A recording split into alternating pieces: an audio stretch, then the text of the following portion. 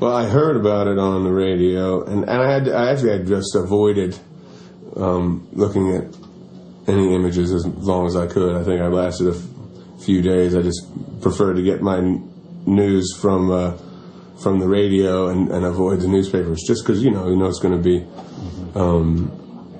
And I don't think I'm not accusing. I don't. Sometimes I don't want to feel like I'm rubbernecking. Other people's suffering. So it was.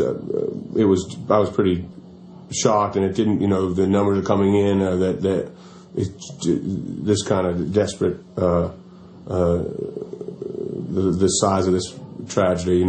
People are guessing, and that horror and the nightmare that's taking place there sort of puts things in perspective. Absolutely, make you count your blessings. Yeah.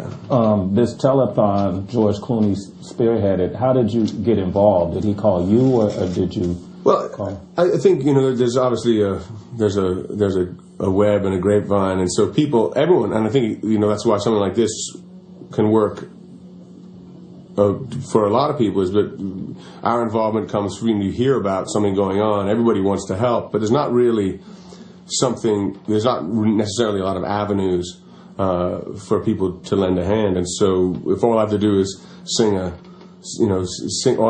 song that will give more attention to a way that an avenue that people can take to help out. So everyone can help in a small way, and in a situation like this, so many people want to help, and so many people want to know how to get their contribution to where it needs to be. That something like this really is wonderful. So I heard about it. I'm not sure exactly how, but I got a call from my manager, and he said, "Look, there's something happening on Friday, and maybe we'll try and do a few other things as time passes. But this is a good start to get some support for reconstruction and rebuilding and the ongoing effort and an avenue for people that want to know what to do.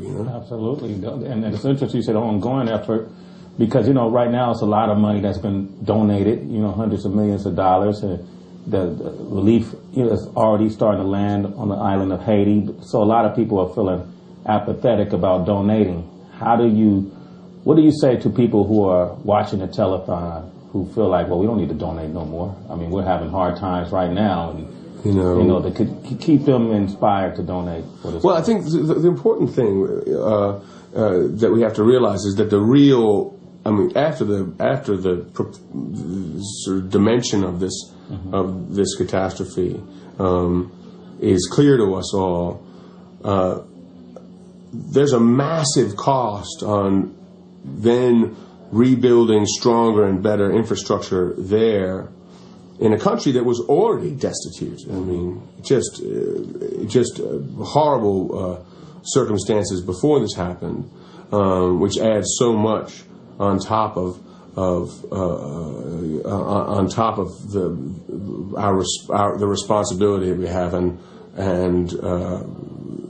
the need for a response to be ongoing, so that something like this can be avoided, and so that we can get a foundation back in that country. And I think that, like we've seen in New Orleans, that the effort continues to go on. I feel in a way, I feel like this. Maybe we learned a lesson in New Orleans, at least in this country, that you have to move in, and you have to move in fast, and you have to do everything you can to help. And we failed dismally there, but let's do everything we can in this situation to as much as possible avert an ongoing tragedy.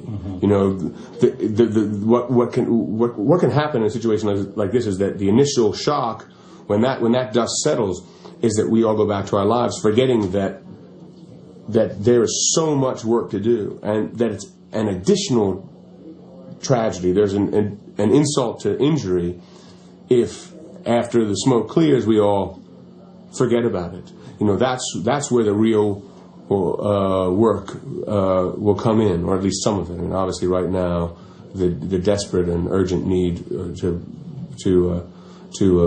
make it a safe environment as fast as possible is there. But then there's just months and years and decades of work that'll happen afterwards, and I think that we need to remember that.